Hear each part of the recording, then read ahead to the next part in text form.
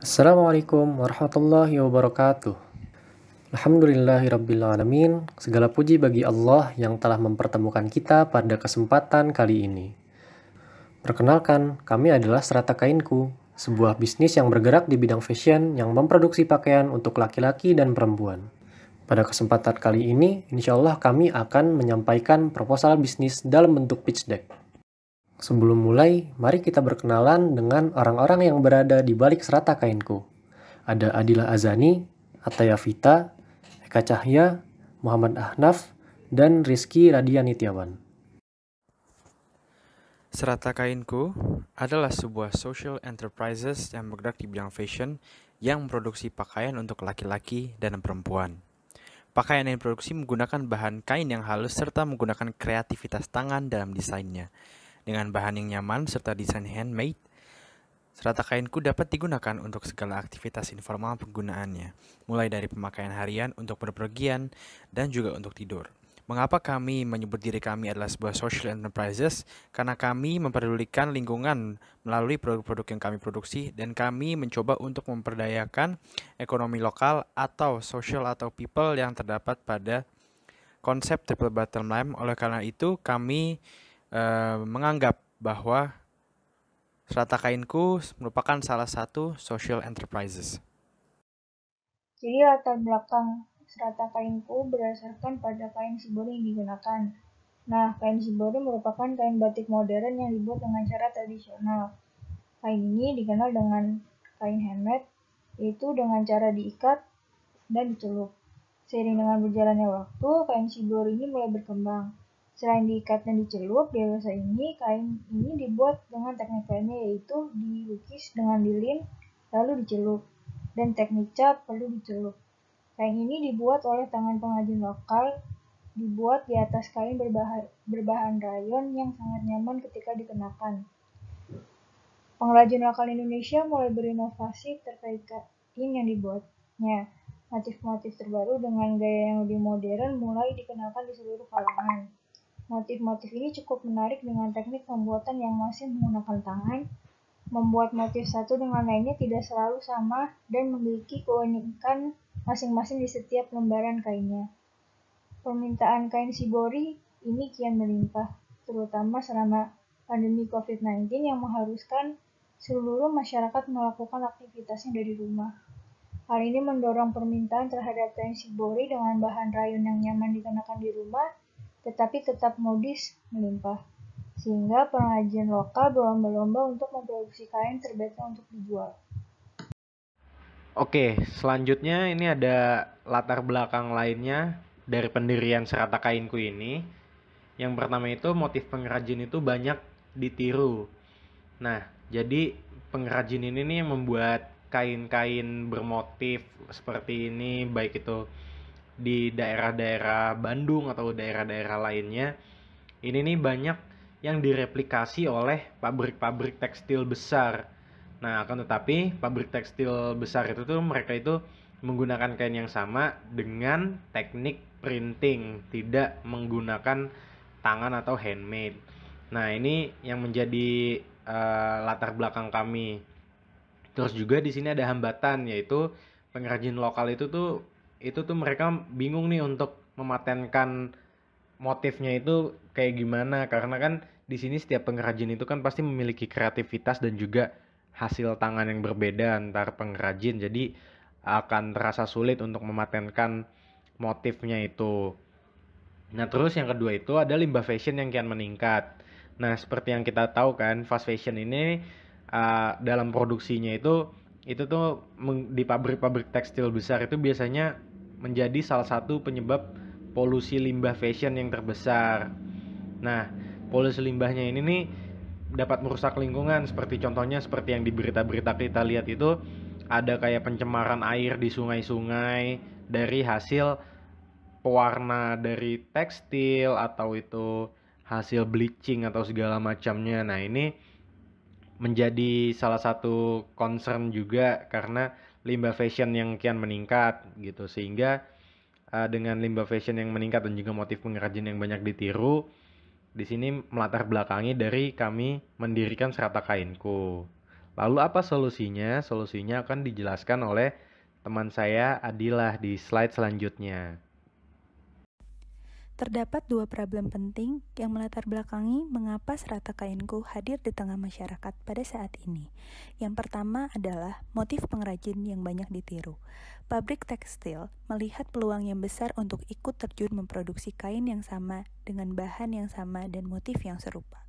Pada akhirnya, pabrik tekstil ini meniru dan memproduksi kain dengan motif yang sama tetapi dikerjakan dengan teknik yang berbeda, yaitu dengan teknik printing. Teknik printing ini dapat memproduksi dengan jumlah yang besar dan cepat. Hambatan pengrajin lokal yang terbesar ialah mematenkan motif-motif dari para pengrajin ini. Selanjutnya yang kedua adalah limbah fashion yang kian meningkat. Fast fashion menjadi salah satu penyebab terbesar polusi limbah fashion yang dapat merusak lingkungan, seperti polusi air, tanah, maupun penghasilan gas emisi rumah kaca yang dapat menyebabkan climate change. Oke, selanjutnya ini ada tren dan pertumbuhan pasar. Nah, serata kainku ini kan dia ini bergerak di bidang fashion ya. Nah, oleh karena itu di sini kita ngeliat nih tren dan pertumbuhan pasar dari fashion ini secara globalnya. Nah, secara globalnya itu industri fashion ini nih punya nilai pasar itu yang lumayan besar, yaitu sebesar 1,78 triliun US dollar. Nah, itu pada tahun 2018 dan di tahun 2019 itu meningkat sebesar 6,74% ke angka 1,9 triliun US dollar. Nah, habis itu untuk industri busana etis atau subsegmen dari fast fashion atau busana arus utamanya ini itu tuh memiliki nilai pasar itu sebesar 6,35 miliar US dollar. Itu di tahun 2019 dan di tahun 2020 itu dia mengalami penurunan karena untuk pasar fashion ini kan di global ini mungkin terdampak dari pandemi juga, makanya dia ada penurunan menjadi 6,14 miliar US dollar. Nah, emang di sini penurunannya ini nih disebabkan oleh shock ekonomi global di tahun 2020 yang diakibatkan oleh pandemi ini. Akan tetapi diproyeksikan itu sampai tahun 2023 industri dari fashion ini nih akan bertumbuh terus dengan CAGR-nya itu tuh sebesar 10,33%. Nah, oleh karena itu ini juga menunjukkan nih bahwa secara global industri fashion ini nih memiliki keberlanjutan yang bagus nih untuk di masa yang mendatang. Dan juga untuk industri busana etis ini dia itu memiliki porsi sebesar 0,35% terhadap fast fashionnya itu sendiri untuk perkembangannya.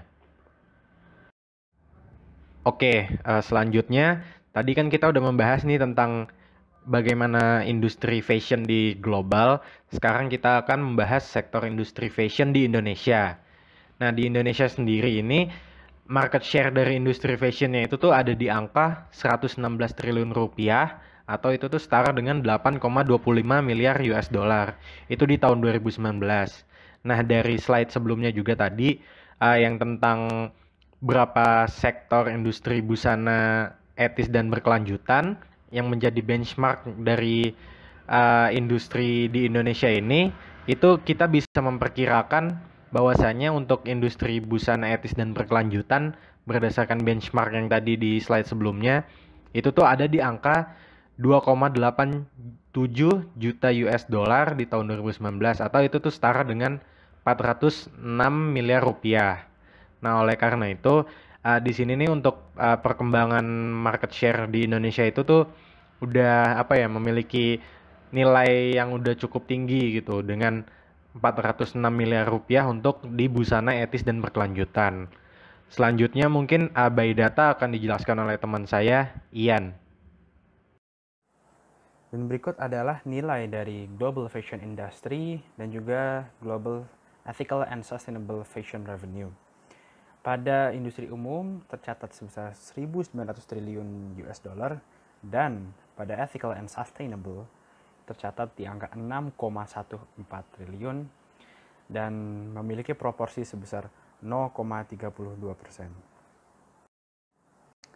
Oleh karena itu, kami memproyeksikan pangsa pasar kami berdasarkan logika tersebut, di mana angka Indonesia Fashion Industry Revenue adalah 308,14 triliun rupiah dengan angka 0,32%, maka diekspektasikan bahwa nilai dari ethical and sustainable fashion di Indonesia adalah 463 miliar.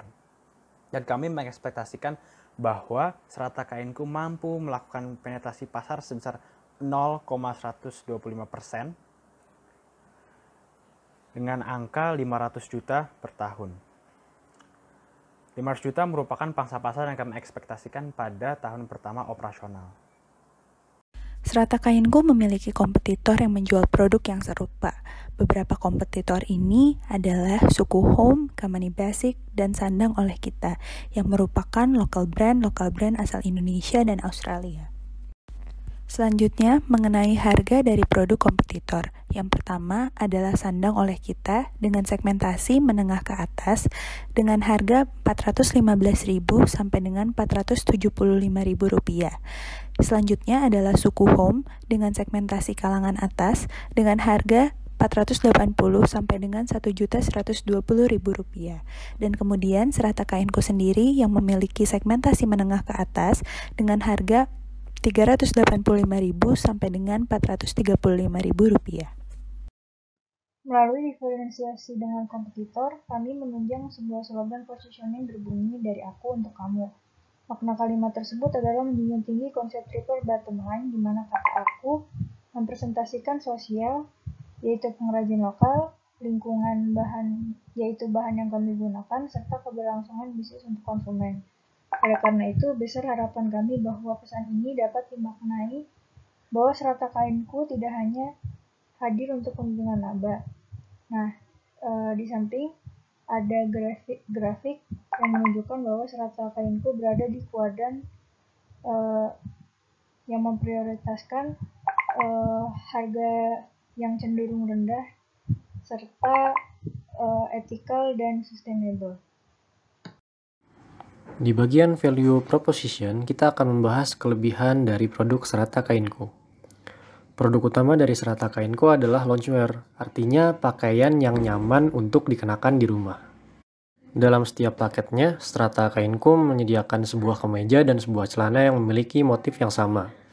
Motif yang digunakan merupakan karya asli dari pengrajin Indonesia. Di luar sana, ada banyak sekali loungewear yang berjenis seperti ini. Tapi, kebanyakan dari mereka memakai motif tanpa sepengetahuan pengrajin, sehingga artinya pengrajin tidak mendapatkan apa-apa dari karya mereka. Oleh karena itu, Serata Kainku bekerja sama dengan pengrajin lokal untuk mengembalikan kepemilikan motif kepada para pengrajin, yang artinya mengembalikan sumber penghasilan mereka. Produk Serata Kainku yang menjunjung tinggi fair trade disertai dengan kualitas yang baik. Loungewear yang baik akan nyaman digunakan baik untuk bepergian maupun beristirahat. Terlebih, sekarang mulai ada tren untuk mengenakan loungewear untuk bepergian. Oleh karena itu, loungewear Serata Kainku dibuat dengan bahan kain rayon. Semenjak penemuan kain rayon pada abad ke-19, rayon dikenal sebagai kain dengan karakteristik lembut, nyaman, dan berdaya serap tinggi, sehingga cocok untuk loungewear. Bahan berkualitas tinggi juga dilengkapi dengan karakteristik ramah lingkungan. Untuk mengurangi penggunaan plastik, kancing di loungewear Serata Kainku dibuat dari daur ulang batok kelapa. Setiap pembelian Serata Kainku, pelanggan juga diberikan sedotan stainless steel dan tote bag demi mengurangi sampah plastik. Kancing, sedotan stainless steel, dan tote bag merupakan komitmen Serata Kainku untuk menyajikan produk yang ramah lingkungan. Serata Kainku memiliki beberapa kelebihan jika dibandingkan dengan produk lain. Kelebihan pertama adalah less for more, artinya produk Serata Kainku lebih terjangkau daripada produk sejenis. Dengan harga mulai Rp415.000, pelanggan bisa mendapatkan sebuah kemeja, celana, sedotan stainless steel, dan tote bag. Hal ini didukung dengan bahan yang berkelanjutan yang kami gunakan. Dengan adanya kancing dari bahan daur ulang, sedotan stainless steel, dan tote bag, Serata Kainku benar-benar menerapkan sustainable fashion. Adapun proses bisnis yang dijalankan oleh Serata Kainku menganut prinsip fair trade. Artinya, tidak ada pihak yang dirugikan dalam proses bisnis Serata Kainku. Hal ini tercermin dalam royalti yang diberikan kepada pengrajin lokal atas karya mereka dalam membuat motif dari loungewear Serata Kainku. Selain itu, keunggulan utama dari loungewear yang diproduksi Serata Kainku adalah nyaman digunakan dalam berbagai kesempatan. Penggunaan kain rayon yang lembut, nyaman, dan berdaya serap tinggi merupakan kunci dari kelebihan ini. Nah, dengan perkembangan teknologi, digital marketing menjadi salah satu teknik pemasaran yang umum digunakan oleh banyak pengusaha. Begitu pula pada bisnis ini yang akan menggunakan digital marketing sebagai teknik pemasaran dengan menggunakan sosial media dan online marketplace sebagai media pemasaran produk. Selain itu, promosi juga dilakukan dengan testimoni dari konsumen yang diunggah dalam sosial media masing-masing, sehingga produk dapat terpasarkan secara lebih luas. Serata Kainku menggunakan sosial media Instagram dan online marketplace Shopee untuk memasarkan dan menjual produk. Bagaimana Serata Kainku menjalankan bisnisnya? Hal ini akan digambarkan dalam bisnis model berikut. Dalam bisnis model dari Serata Kainku, ada beberapa mitra yang terlibat. Yang pertama adalah supplier, konveksi, dan ada pengrajin yang merupakan kunci dari motif yang kami gunakan. Akad antara Serata Kainku dengan supplier dan konveksi adalah akad salam, sehingga beban keduanya akan masuk pada harga produk. Sementara itu, akad yang digunakan Serata Kainku dengan pengrajin adalah royalti. Dengan akad ini, 20% dari keuntungan produk yang dijual oleh Serata Kainku adalah milik pengrajin. Dengan demikian, pengrajin mendapat kompensasi atas karya yang dibuatnya. Terima kasih atas perhatian Anda. Semoga pitch deck yang baru saja kita simak menjadi manfaat untuk kita semua. Mohon maaf apabila ada kesalahan. Wassalamualaikum warahmatullahi wabarakatuh.